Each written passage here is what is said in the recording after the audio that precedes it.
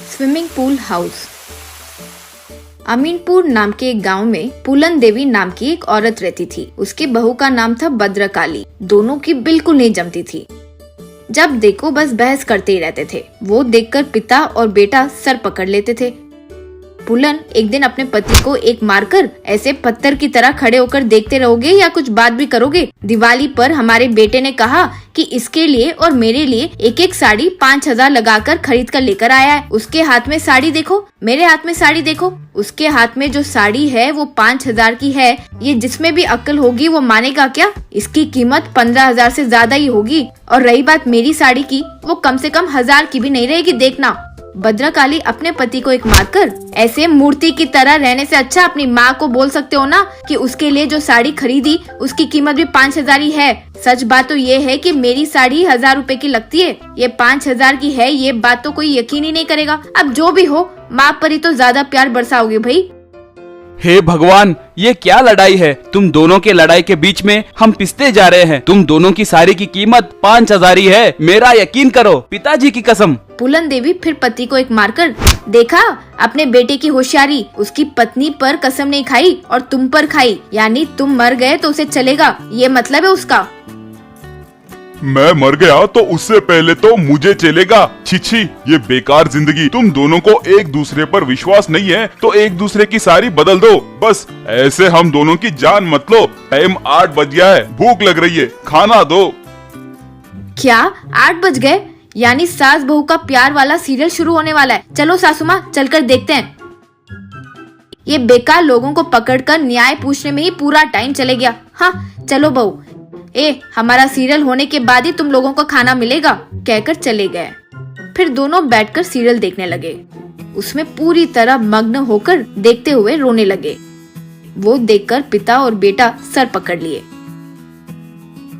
पिताजी, रोज इसकी मार मैं बर्दाश्त नहीं कर पा रहा हूँ। ये लोग जितना भी लड़ते हैं मारते हैं, सीरियल के समय दोनों मिल जाते हैं। बाहर जितना वायलेंट रहते हैं, लेकिन सीरियल देखते वक्त आंखों से ऐसे ही आंसू आ जाते हैं। हे भगवान, क्या समझे हम?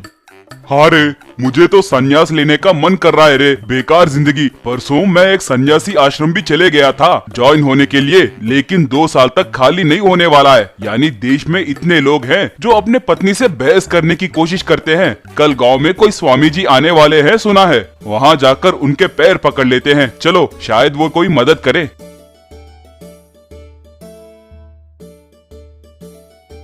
अगले दिन दोनों जाकर स्वामी जी से मिले। उनसे अपने परेशानी के बारे में बताए। मैं मेरा घर और पत्नी को छोड़कर 25 साल हो गए हैं बेटा। तुम जो सीरियल बोल रहे हो वो अब तक चल रहा है तो बहुत आश्चर्य की बात है। बाहर आने के बाद ही खुशी क्या होती है मुझे पहली बार पता चला। तुम्हारी पत्नियां अब तुम्हें ऐसा मैं कुछ करूँगा, कहते हुए हाथ घुमाकर एक मंत्र कहा। उन्हें क्या करना है बताया। फिर सास बहू सोफा पर बैठकर सीरियल देख रहे थे तो पिता चेयर पर, बेटा और बच्चे नीचे जमीन पर बैठे हुए थे। इतने में सास बहू दोनों सीरियल देखते हुए रोना शुरू किए।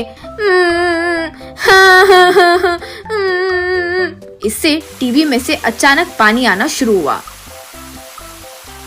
वो पानी बिना रुके आते ही जा रहा था तो पूरा घर पानी से भीग गया।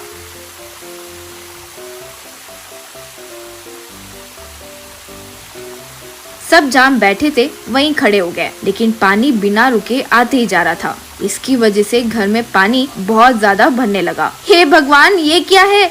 टीवी में से पानी कैसे आ रहा है? पानी से पूरा घर स्विमिंग पूल में बदल गया है। बचाओ बचाओ, ये क्या है? कोई पानी को रोको वरना सब डूबकर मर जाएंगे। हे भगवान बचाओ, यूं रोने लगी। तब पिता बेटा जो हुआ उन्हें बताए। वो पानी को रोकने की शक्ति सिर्फ तुम में ही है। अब से तुम लोग हमें अच्छे से देखोगे, सीरियल्स देखना कम करोगे, यूं वादा करोगे तो वो पानी रुक जाएगा। ठीक है, फिर कभी आपको तकलीफ नहीं पहुंचाएंगे। हाँ, हम ये वादा करते हैं, कहकर दोनों ने वादा किया। बस फिर पूरा पानी गायब हो गया। फिर पिता बेटा स्वामी जी को याद करके उन्हें धन्यवाद बोले।